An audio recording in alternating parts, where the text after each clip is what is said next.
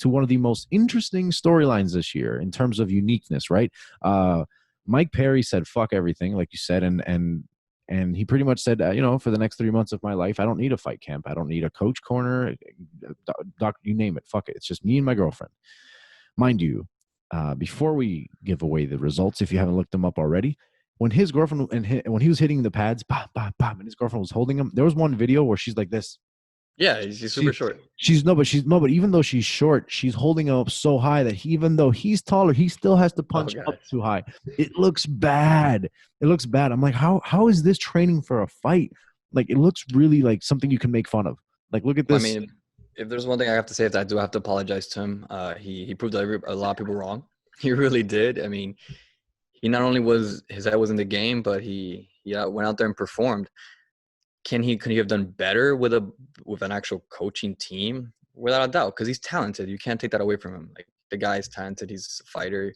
He goes in there every time and gives it 110%. But he got it done. So, I mean, I give props to him, and like, I'm glad that he is open to building a team. It's not one of those things where, oh, I'm set on my own for the rest of my career. Like, no, he's just, okay, this is just this one time around. I'm going to build a team, which is going to be potentially top team in Coconut Creek with Joel Romero. So that's what I hear. So this is gonna be a Romero thing, because that's the talk on the street, is that we're gonna get Romero. Well, he wants to fight too, so he wants to go up in weight class, and he feels that Romero's gonna be the best trainer for that.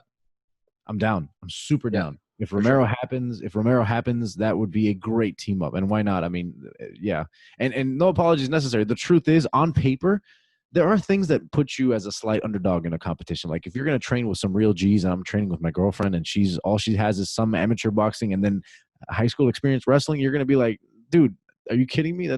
You're giving away the fight, right? But I feel like this is one where it's clear as day. You cannot do just a fight camp with a girlfriend. Like, I'm sorry, unless she herself is somebody who actually, is along the lines of, let's say, a Greg Jackson or something like that, or somebody who's any decent coach in the UFC, anybody, right? But no, this girl's got amateur experience at best, and she's coaching this guy. I mean, we're talking what, man? Like, how many years of experience does Perry have compared? I don't know. To me, on paper, the worst and craziest decision you could ever make. There's no shame in that whatsoever, in my opinion. And I don't mean to rant here, but we all thought it. We're laughing like, really, dude, his girlfriend, like. But at the same time, here's what happened that night. Everybody was like, oh, shit, here we go. Guy with his girlfriend. Let's see what happens. And then he comes out. And in the first, I know I don't want to sound like a wizard here, but this is the truth. In the first 30 to 40 seconds of the fight, I turned over to my people at home watching, and I go, Perry's on some shit tonight. Mark my words. Win or lose. He was on some shit.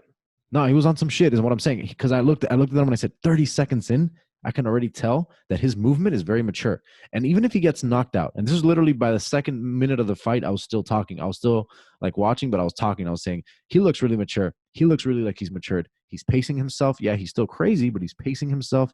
And I feel like these are things that I haven't seen in Perry in a while. Like, how to mix being that crazy style of brawler that he is with some kind of rhythmic, technical approach. And I called it 2 minutes in. I go, even if he gets knocked out, I think it's still a win that he's moving this well and taking the fight this intelligently for someone who's got no corner. Let's be real. I obsessed over it until the main event. The main event quickly got me over it, but I obsessed over Mike Perry's performance because of how OG it was, man. He really did not just fight the typical Mike Perry fight, although there were some typical Mike Perry moments in this fight.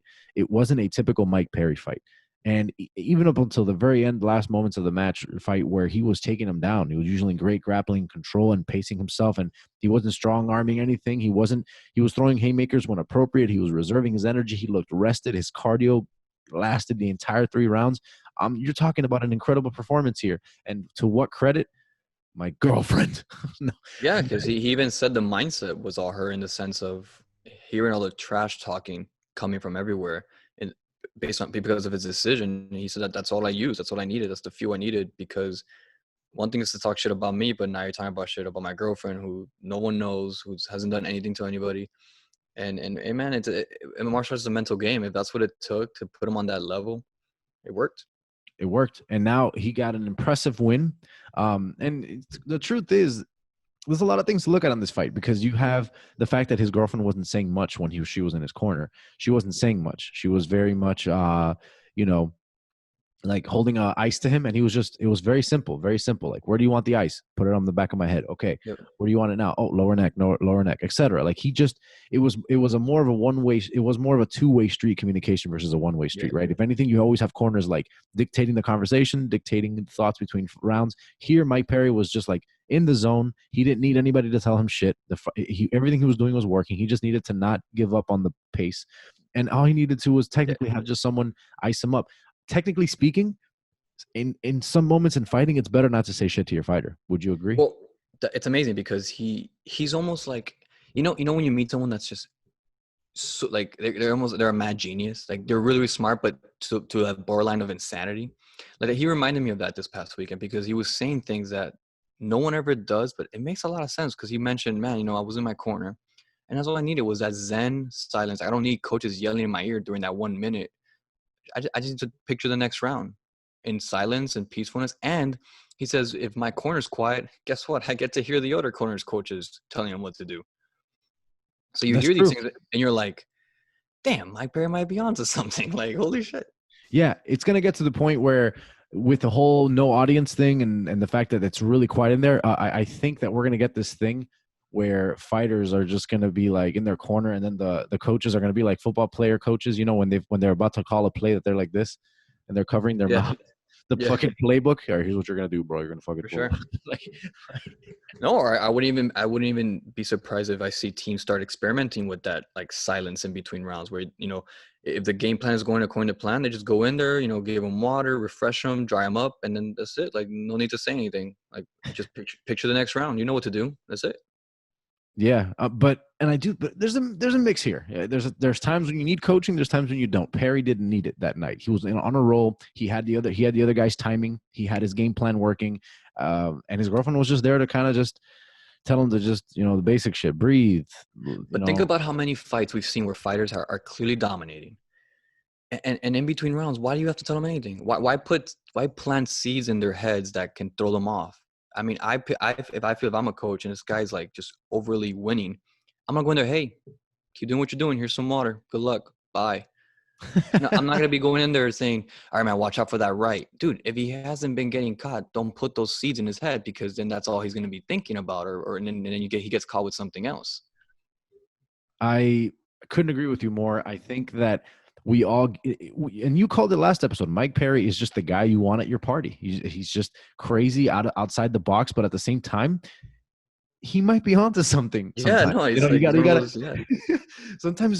Sometimes unorthodox isn't crazy. It's just unorthodox. It doesn't mean that it has to be crazy. Mike Perry could just be a weird form of unorthodox we haven't seen before. And I wouldn't be surprised if all of a sudden you have a guy come out next week going, "Yo, just me and my mom. Let's go." Hey, man, a lot of successful people in any industry is they're successful because they're open to change, and that's what he is. He's open to change. He's not stuck on his ways or any traditional MMA method. He's like, okay, the past has not worked for me. Let's try this.